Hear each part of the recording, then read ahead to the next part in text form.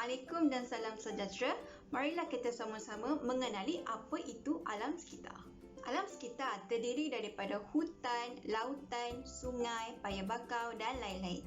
Alam sekitar juga sangat penting kepada manusia kerana ia membekalkan oksigen, air, makanan, tempat tinggal dan lain-lain. Dalam konsep alam sekitar, ibu bapa dan guru bertanggungjawab memupuk kesedaran tentang kepentingan alam sekitar dalam diri kanak-kanak supaya mereka bersama-sama memelihara serta memelihara alam sekitar. Seterusnya, pendidikan tentang penjagaan alam sekitar harus bermula di peringkat awal supaya menjadi asas kepada pembentukan sifat dan tingkah laku positif kanak-kanak ketika berinteraksi dengan alam sekitar. Oleh itu, untuk menanamkan sifat sayangi alam sekitar dalam diri kanak-kanak haruslah bermula daripada rumah. Kerana daripada rumah, kanak-kanak belajar dan mempraktikkan apa yang mereka lihat. Tujuan memupuk sifat sayangi alam sekitar dalam diri kanak-kanak adalah untuk menjamin kesihatan diri manusia dan haiwan dengan memberi pengetahuan awal dan kesedaran kepada kanak-kanak bahawa pentingnya menjaga alam sekitar.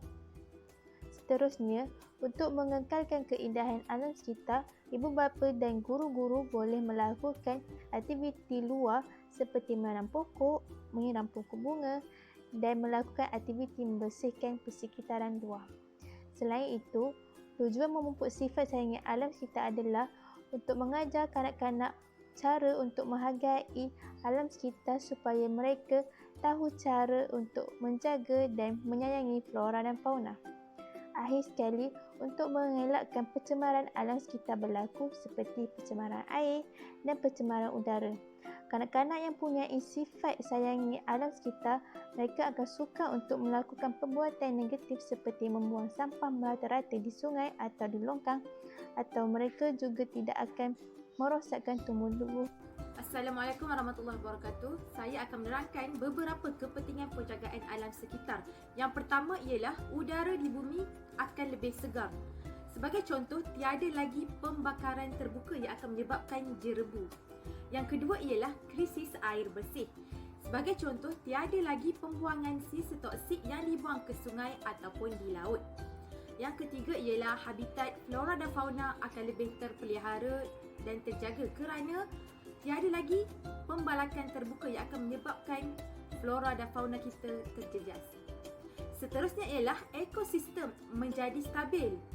Tiada lagi pemanasan global yang disebabkan oleh penipisan lapisan ozon. Yang terakhir ialah kesihatan manusia terjamin.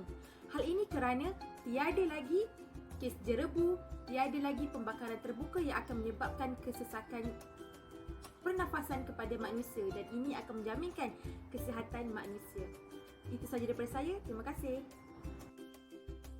Akibat merosakkan alam sekitar terhadap flora dan fauna adalah kitaran kehidupan akan terjejas. Apabila haiwan-haiwan dan tumbuhan mengalami kepupusan yang serius, ia turut menjejaskan kitaran kehidupan. Ia akan berlaku hakisan tanah dan tanah runtuh. Tanah runtuh berlaku akibat daripada pembakaran yang tidak terkawal dan pembukaan tanah baru. Selain itu, ia turut mencacatkan pemandangan alam. Akibat merosakkan alam sekitar kepada manusia pula adalah menyebabkan pelbagai penyakit yang berbahaya kepada manusia seperti asma, penyakit jantung dan lain-lain.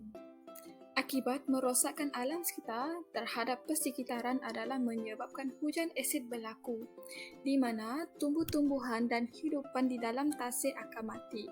Bangunan dan batu menjadi rapuh dan lemah. Jerubu turut berlaku apabila alam sekitar tercemar, di mana jerebu selalu berlaku di kawasan bandar.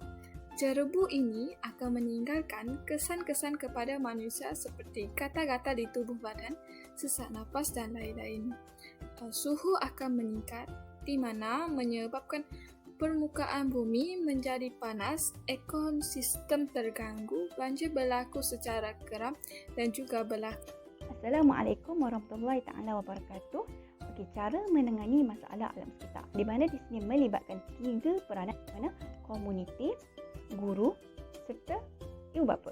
Pertama adalah peranan komuniti di mana mengadakan program kesedaran kepentingan mengenai alam sekitar di taska Laut Tadika. Sebagai contoh, TAG International College, TIC telah menganjurkan program inovasi alam di mana ia bertujuan untuk memupuk kesedaran mengenai kepentingan alam sekitar dalam diri kanak-kanak dengan melakukan aktiviti yang kreatif berasaskan barang terpakai yang boleh dikita semula. Kedua adalah peranan ibu bapa dan guru di mana ibu bapa dan guru bertanggungjawab terhadap keperluan dan budaya makan kanak-kanak. Ibu bapa perlu memastikan kuantiti makanan kanak-kanak tidak melebihi keperluan tenaga mereka untuk mengelakkan pembaziran. Seterusnya, ibu bapa perlu mendidik kanak-kanak bahawa pentingnya mengasingkan sampah. Hal ini bertujuan supaya kanak-kanak sedar bahawanya sekiranya kita tidak mengasingkan sampah, ia boleh menyebabkan risiko pencemaran dan ancaman kesihatan. Akhir sekali adalah menanam pokok.